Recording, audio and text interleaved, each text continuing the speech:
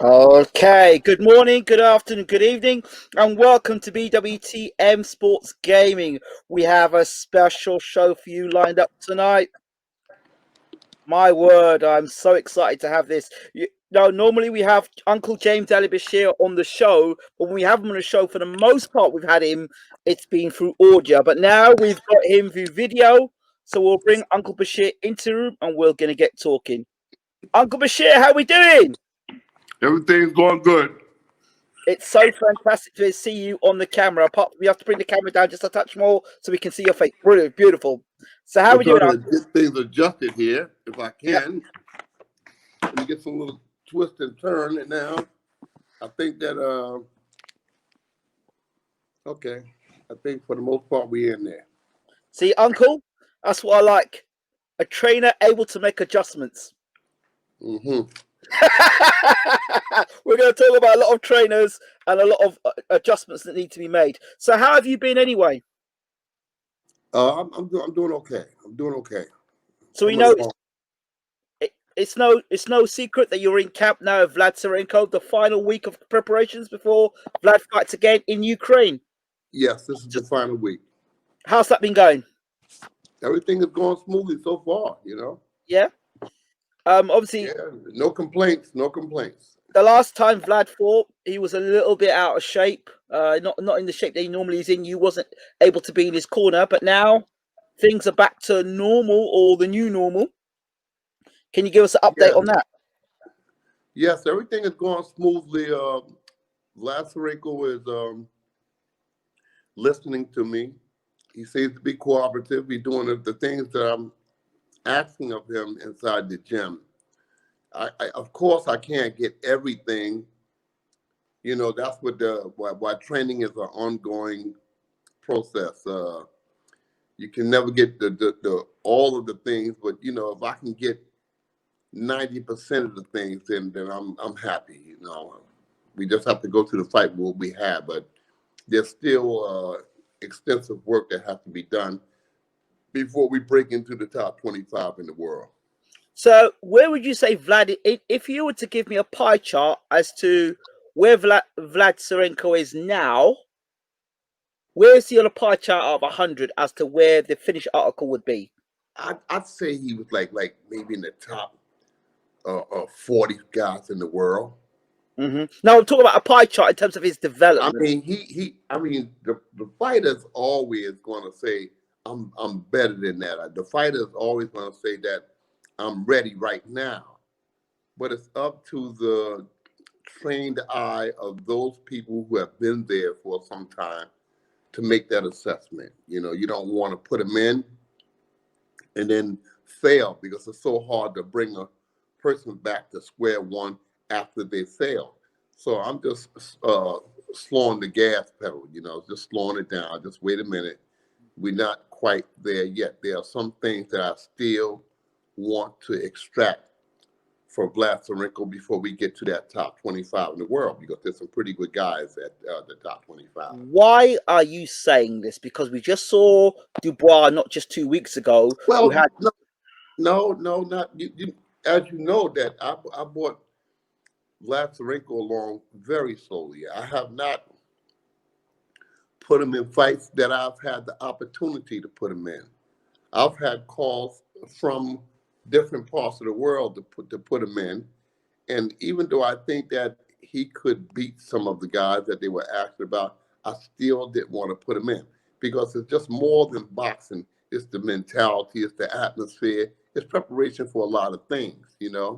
When you're going to other countries and stuff, so you have to prepare the guy mentally as well as spiritually and physically. So, are you going to be taking Vlad on the road around the world for him to get that experience before he goes for a world title shot? Well, my idea is of being a world champion is being for the world. You can't live with one country backing. You got to take. If you're the world champion, you got to be able to fight anywhere. There's a square ring and a referee. That's what the fight is. But you have to overcome the mental and the spiritual part of boxing too. You have to be prepared. So yes, my intention is to take Vlad Sirenko around the world. So this fight he has next week. I get next week Friday, next week Saturday. Yeah. When he has to fight next week, Next what Sunday. Next what- Sunday. Next oh, Sunday. oh wow, next Sunday. That's nice. So when you see the fight next Sunday, what are you expecting to see from Vlad Sirenko? What are your expectations? An educated professional, knowing when to accelerate and knowing when to decrease acceleration. Hold on. Boxing for the most part. I Okay. know that Vlad Sirenko is a good puncher. I Okay. know that he's a good puncher. I'm working the mitts with him. I've been with him now for a little over 3 years, and I know that he can punch. But what I try to illustrate the Vlad Sirenko is that there are a lot of guys out there that can punch. There are a lot of guys out there that can slug. There are a lot of guys out there that are two-fisted, hard-chinned brawlers that can get in a brawl. But not everybody can box. Not everybody can have the calculation to go forth and box and be disciplined in that boxing. I've seen boxers lose 4, 5, 6 rounds and come on late. You just gotta be patient and be profound in what you do going forward. That's what I'm trying to get across to Vlad Sirenko. I don't want to get to the top and then miss our calling. I don't want to get to the top. You never can tell what's going to happen to a fighter after they take a loss, or it depends how they take the loss. So I'm just taking my time. Vlad Sirenko is only 25 years old. I look back at the old school fighters. Jake LaMotta, I think, had 6 years as a professional before he came to fight for the world title. Marvin Hagler had up with the 50 fights before he fought for the world title. So I want Vlad Sirenko, to be in with some good fighters before he gets to that top 25, to be in with some good fighters at a certain level. The guy we're fighting Sunday is a good fighter. Not a great fighter, but he's a good fighter. He's a good, sturdy, stand-up fighter, and he'll fight back. And he's never been stopped. So my task in this fight is to have Sirenko to stop this guy. If he can stop him, then that's one step on the ladder that we can go forward with. So this gentleman, what's his name, by the way? Oh man, this guy got about 15,000 letters in his name. I still can't say his name. Okay. It's something on the internet that. Okay, where's he? Advertisement is there, but he's another Ukrainian guy. He's got about 1,500 letters in his name. Pretty tough guy. Never been stopped. Okay, what's his record? I don't know that either. I don't know that either. You're his trainer. You should know his record, right?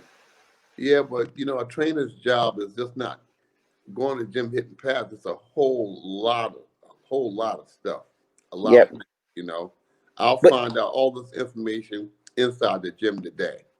I've been so preoccupied with the preparations for this fight that I just haven't had time. To me, he's another face that we're going to have to deal with, another door that we're going to have to go through, and I expect that the guy's going to fight back. But you've seen the guy fight, right? Yeah, I've seen the guy fight on 2 occasions. On 2 occasions, I've seen him fight. Okay. He's game. He's game. He's in there to fight. He's not going to lay down. He's going to have to be made to go away. Okay. And what's the end result from this fight you want from Vlad?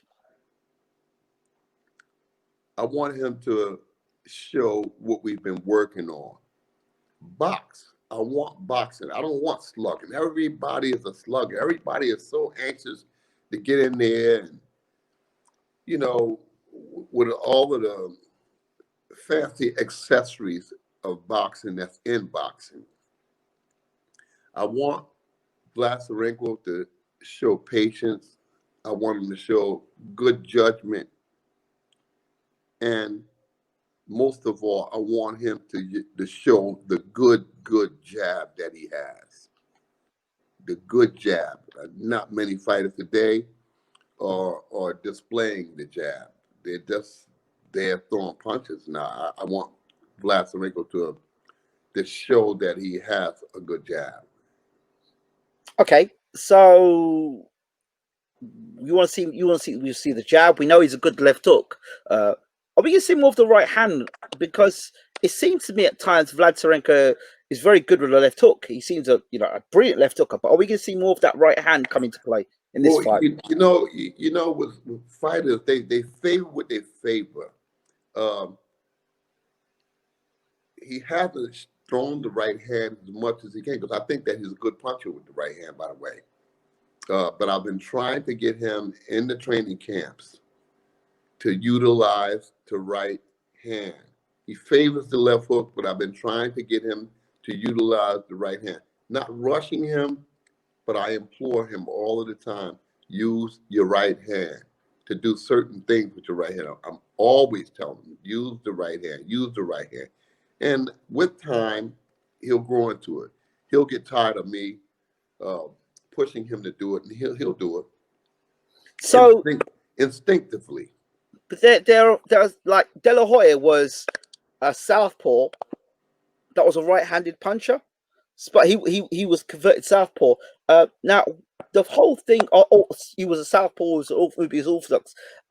With Sirenko, was he a southpaw first and foremost, and then was orthodox, or no? Marvin Hagler, yes, the great Marvin Hagler was an orthodox fighter, converted southpaw. Ah. So I was thinking, because Sirenko does rely a lot on that left hook, I'm thinking, well, whether he was a lefty beforehand, or No. Okay. No. Vlad Sirenko writes his name with his right hand. Okay. Interesting. Right. Okay, let's move on a bit more. So while we're in the Ukraine, we will continue. Excuse me. Go I ahead. made it an observation. Yes. At weigh-ins, I always watch the opponent, his Yes. habits. You know, his habits, when he sat down, when he got up, when he walked, when he expressed himself, and I always watch the opponent's hands. That's something that most trainers don't do. But I was always observant. I remember Maurice Harris early on in Philadelphia fighting against Gerald Nobles, and I noticed that everything Nobles did, he did with the left hand. Okay. So then when he came out in the orthodox stance, I knew he was, he was a left-handed puncher. And I made note of that to Maurice. I told him, and when he knocked Maurice out in that fight, a fight, by the way, I felt Maurice Harris was doing very, very good in. He was doing very, very good, but he got clipped. But when Nobles knocked him out, Nobles switched from righty to lefty, and that's what caused the knockout. Damn. Right in the middle of everything, he switched to the lefty stance and threw the punch and knocked Harris out. Here we go. Listen to this. Ingram, you need to get Uncle to get you in camp and help you become a trainer. Big fan of Uncle James' work. Hope he sued the hell out of the thug that attacked him. Hope the payout was juicy. We're still working on that. It's not even the payout. It's just a bad thing, that I can travel all over the entire world, minus Japan, Vietnam, China. But I've traveled to many other places in the world, and nothing like that has ever came close to happening to me. And then I go to the United States, and a young person just recklessly strikes me from behind. You're not even man enough to confront me to my face and do it. You come up behind me with some steel or metal in your hand and could have cracked my skull. I mean, just recklessly hit me in the head. I lose all my teeth. I mean, he could have killed me. You know, and I'm very fortunate to be able to communicate with you right now. I count my blessings. I'm so grateful, so thankful that, you know, that he didn't do further damage. By the grace of God, I'm standing here talking, and I'm grateful for that day, you know. He said, you need to pull me into your camp, Uncle. Huh? Says you need to pull me into your camp. If it was that easy, I would have done it a long time ago. You don't need to train. You need to do what you're doing.